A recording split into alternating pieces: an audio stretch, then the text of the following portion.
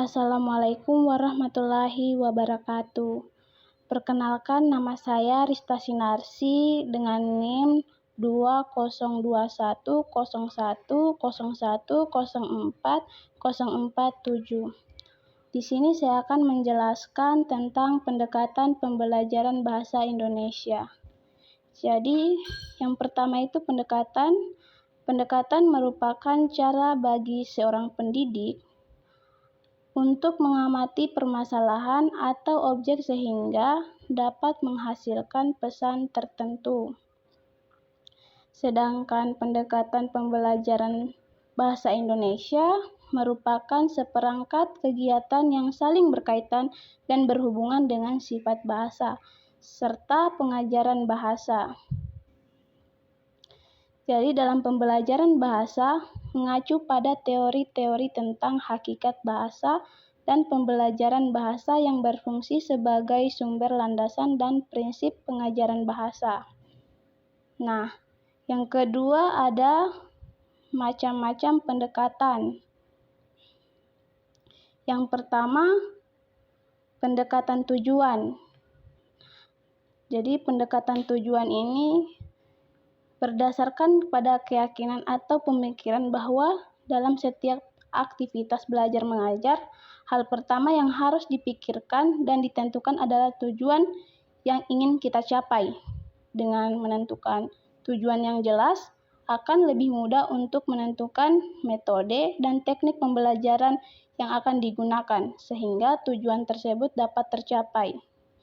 Jadi, menurut pendekatan ini, menekankan bahwa proses belajar mengajar harus dimulai dengan menetapkan tujuan dan merencanakan bagaimana cara mencapainya.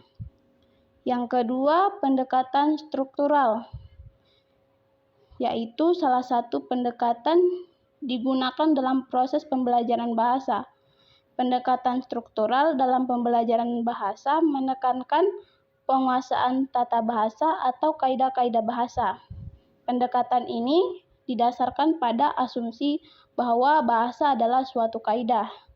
Pembelajaran bahasa dalam pendekatan ini difokuskan pada pemahaman struktur bahasa yang mencapai aspek fonologi dan sintaksis, termaksud pengetahuan tentang suku kata, dan pola kalimat.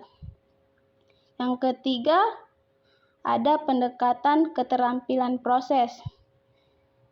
Pendekatan keterampilan proses yaitu suatu metode pembelajaran yang menekankan pada keterlibatan aktif dan kreatif peserta dalam proses perolehan hasil belajar. Dalam pendekatan ini, keterampilan proses mencakup keterampilan intelektual, keterampilan sosial, dan keterampilan fisik. Berbeda dengan pendekatan internasional yang hanya memberikan materi yang harus dipelajari. Pendekatan keterampilan proses juga mengajarkan peserta cara mempelajari bahasa itu sendiri. Dan yang keempat, ada pendekatan whole language. Pendekatan whole language adalah salah satu pendekatan pembelajaran bahasa yang menyajikan pengajaran bahasa secara utuh, tanpa terpisah-pisah. Jadi pendekatan ini bertujuan untuk menyatukan pandangan tentang pembelajaran bahasa dan juga tentang orang-orang terlibat dalam pembelajaran. Karakteristik dalam pendekatan ini adalah bahwa bahasa digunakan sebagai materi pembelajaran, isi pembelajaran, dan proses pembelajaran. Selanjutnya ada komponen pendekatan language.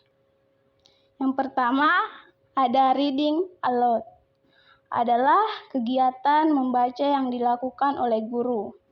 Guru membaca dengan keras dan intonasi yang baik sehingga siswa dapat menikmatinya, serta membantu melatih keterampilan menyimak siswa, memperkaya kosakata mereka, dan meningkatkan minat dan pemahaman serta menciptakan suasana belajar dalam kegiatan membaca bersama sekitar 10 menit.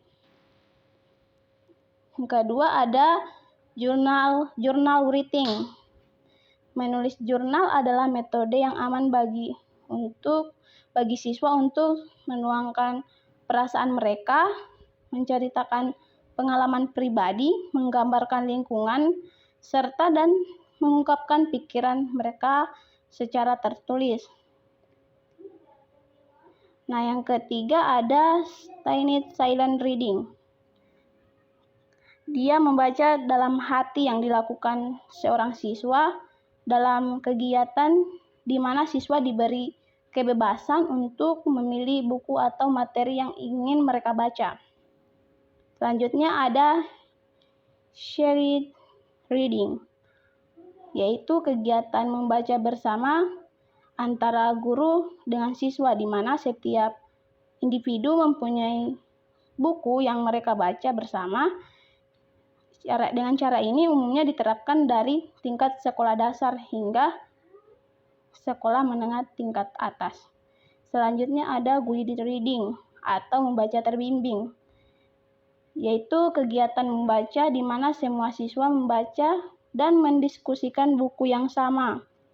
Jadi guru berperan sebagai pengamat dan fasilitator dengan tugas memberikan pertanyaan pemahaman kepada siswa yang diharapkan siswa dapat menjawabnya secara kritis. Yang selanjutnya, guided reading atau membaca terbimbing adalah kegiatan menulis di bawah arahan seorang guru, melibatkan kemampuan untuk menulis dengan sistematis, jelas, dan menarik. Selain itu juga siswa bertanggung jawab untuk memilih topik, membuat draft, dan melakukan perbaikan serta pengeditan. Selanjutnya, independent reading, yaitu membaca bebas. Ketika siswa memilih materi bacaan sendiri dalam sebuah kegiatan membaca, peran guru yang sebelumnya sebagai inisiator, contohnya panutan, berubah menjadi pengamat, fasilitator, dan pemberi tanggapan. Bacaan yang dipilih bisa berubah fiksi atau non-fiksi, dan guru bisa menentukan buku yang akan siswa baca. Nah, yang terakhir ada independent reading atau menulis bebas. Dalam independent reading, siswa ini memiliki kesempatan untuk meningkatkan kemampuan menulis mereka, mengembangkan kebiasaan menulis, serta memperkuat kemampuan berpikir kritis tanpa campur tangan guru. Nah, itu untuk komponen pendekatan world language. Yang terakhir ada kelebihan dan kelemahan pendekatan world language. Yang pertama, kelebihan dari world language ini yaitu pembelajaran yang bermakna. Pembelajaran yang bermakna. World language adalah pendekatan pembelajaran bahasa yang mendorong siswa untuk memahami dan menggunakan bahasa dalam konteks kehidupan sehari-hari mereka. Hal ini memungkinkan siswa untuk mengaitkan bahasa dengan situasi yang relevan sehingga pembelajaran menjadi lebih bermakna. Yang kedua, pengembangan keterampilan membaca yang lebih alami. World language mempromosikan pengembangan keterampilan membaca dengan cara yang alami seperti membaca buku dan teks nyata. Ini dapat membantu siswa mengembangkan pemahaman membaca yang lebih baik. Yang ketiga, pengembangan keterampilan menulis yang lebih baik. Siswa diajak untuk menulis dalam konteks yang bermakna, seperti menulis cerita atau surat, sehingga mereka dapat mengembangkan keterampilan menulis yang lebih baik. Yang keempat, mendorong kreativitas.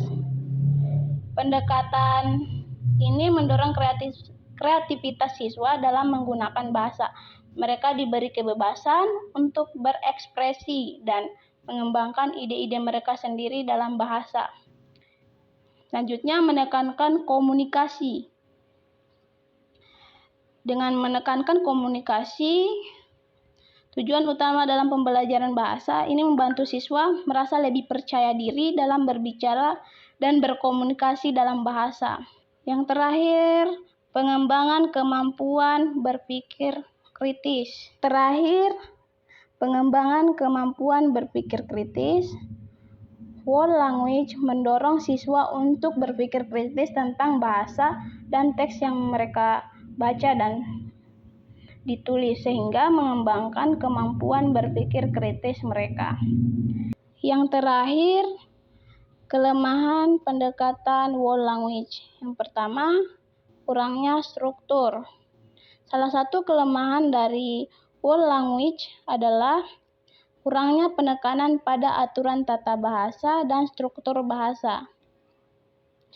Ini dapat membuat beberapa siswa kesulitan dalam memahami tata bahasa yang benar dan menggunakan bahasa secara efektif dalam penulisan percakapan yang formal. Yang kedua, ketidaksetaraan. Beberapa siswa mungkin tidak mendapatkan bantuan yang cukup dalam mengembangkan keterampilan membaca dan menulis, terutama jika mereka memiliki kesulitan dalam hal ini. World language dapat lebih sukses untuk siswa yang memiliki pengalaman literasi dan lebih sulit diakses oleh siswa dengan latar belakang yang kurang beruntung.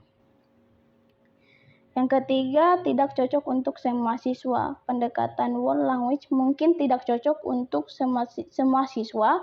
Beberapa siswa mungkin lebih membutuhkan pendekatan yang lebih terstruktur dan sistematis dalam pembelajaran bahasa untuk mencapai kesuksesan akademik. Yang keempat, kurangnya evaluasi yang objektif. Evaluasi kinerja siswa dalam world language dapat menjadi subjektif karena kurangnya aturan tata bahasa yang jelas dan ukuran yang konsisten. Ini bisa membuat sulit untuk mengevaluasi perkembangan siswa secara akurat. Yang terakhir, kurangnya penekanan pada kosakata. World language seringkali tidak memberikan penekanan yang cukup pada pengembangan kosakata. Ini dapat menghambat kemampuan siswa untuk memahami teks yang lebih kompleks dan untuk berkomunikasi secara efektif dalam berbagai konteks. Itulah penyampaian materi dari saya. Kurang dan lebihnya mohon dimaafkan. Wassalamualaikum warahmatullahi wabarakatuh.